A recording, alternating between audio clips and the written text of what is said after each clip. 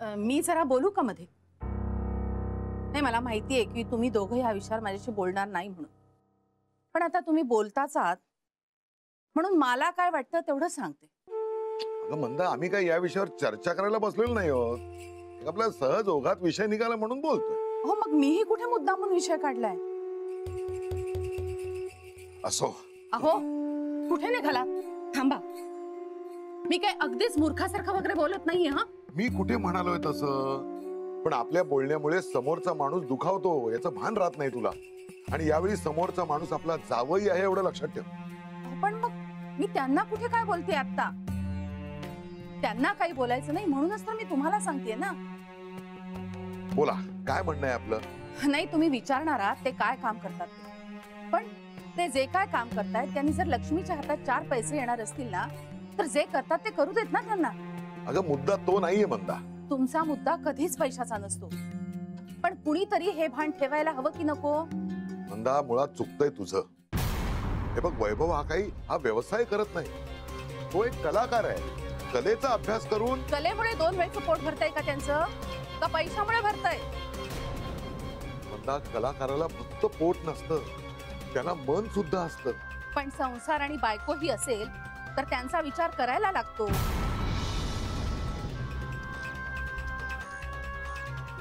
मंदा, तुला नाही कळणार एका कलाकाराची तगमग.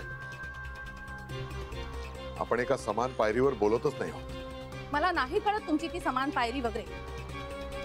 माझ्या मुलीच्या हातात पैसा खेळला पाहिजे, बाकीच्यांना मिळतात तशा सुखसोयी तिलाही मिळायला पाहिजे, बस. आणि आई म्हणून माझं हे बोलणं अजिबात चुकीचं वाटत नाही मला. आता आपण वैभवरावांच्या बद्दल बोलतो. आई, अगं, आणि ह्या क्षेत्रात मिळालं ना की एकदम खूप यश मिळतं, मग आपोआप नाव पैसा सगळं मिळतं. अगं, पण कधी? वयाच्या 60व्या वर्षी? तुम्ही म्हणता वैभव खूप चांगले नट आहेत, खूप चांगलं काम करतात. असं कितीचं काम केलंय ग त्यांनी? तू बघितली नाहीयेस त्याची कामं. खूप वर्षापूर्वी एक बघितलंय. हिनं अगदी हौसेनं हिनं निवडलेला नवरा म्हणून दाखवायला नेलं होतं ना आपल्याला, आठवतंय ना? तर समोर नाटकात काय नऊवारी नेसून मुलगा उभा, काय तर म्हणे संगीत नाटकात स्त्री भूमिका करत होती. काय ते लाजणं, काय ते मुरडणं, चालू शेले. ते स्टेजवर आल्यावर लोक हसत काय होते, टाळ्या काय वाजवत होते. माझ्या अंगावर अगदी काटा आला होता. अगं, किती जिवंत अभिनय करत होता तो, आणि लोक त्याच्या कामाला दाद देत होते. हे नाही आठवत का तुला? नाही, आणि आठवायचे नाहीये मला. खरपटात घरी आणलं होतं हिला, आणि याद राख ह्या मुलाला परत भेटलीस तर असं सांगितलं होतं. ही असली बायकांची कामं करणारा मुलगा नकोच होता मला. आई, पुरे जुनी गोष्ट आहे, आता त्याबद्दल बोलायची काही एक गरज नाही. त्यानंतर त्यांनी कधीही अशी कामं केली नाहीयेत आणि यापुढे करणारही नाही. तेव्हाच ठरलं होतं आमचं तसं. असं पुन्हा पुन्हा तेच तेच बोलून जुनी भांडणं उकरून काढण्यात काही अर्थ नाहीये.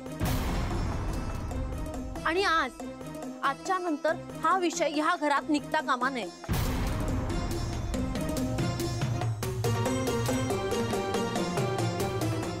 मी आता काय बोलायचं आणि काय नाही ते तू शिकवणार का मला? एक मिनिट, आरडाओरडा नकोय. तू तुझं मत देत होतीस तेवढं दे. उगाच इकडचा तिकडचा विषय काढायची काही गरज नाही. मुळात या घरात हा विषय नको असं बोलायची वेळ कुणी कुणावर आणूच नाही. पण लक्ष्मीबाई, हिला काय बोलायचं ते आपल्या समोर बोलू दे, म्हणजे मग ती वैभव समोर ते बोलणार नाही. हे बघ, त्या एका प्रसंगामुळे आणि एका नाटकामुळे काय काय झालं ते मलाही आठवत आहे. तू आता म्हणतेस की ते पुन्हा तसं कधीही काम करणार नाही, उत्तम आहे. पण त्यामुळे माझं मत बदलणार नाहीये. त्यांनी चोख पैसे मिळतील आणि रोजचं हक्काचं काम मिळेल असाच काहीतरी व्यवसाय किंवा खरं तर नोकरीच करायला हवी. हे तुझं मत आता नवीन आहे का? नाही, अनेक वेळा तू आम्हाला ऐकवलंयस. हो काय हो? मग आता आम्ही एका वेगळ्याच विषयावर बोलत असताना तू मध्ये येऊन हे काय सुरू केलंस परत? कारण ते जर पैसे मिळवण्यासाठी वेगळं काहीतरी करत असतील आणि अभिनय करतच नसतील तर ते बरोबरच आहे असं मला वाटतं.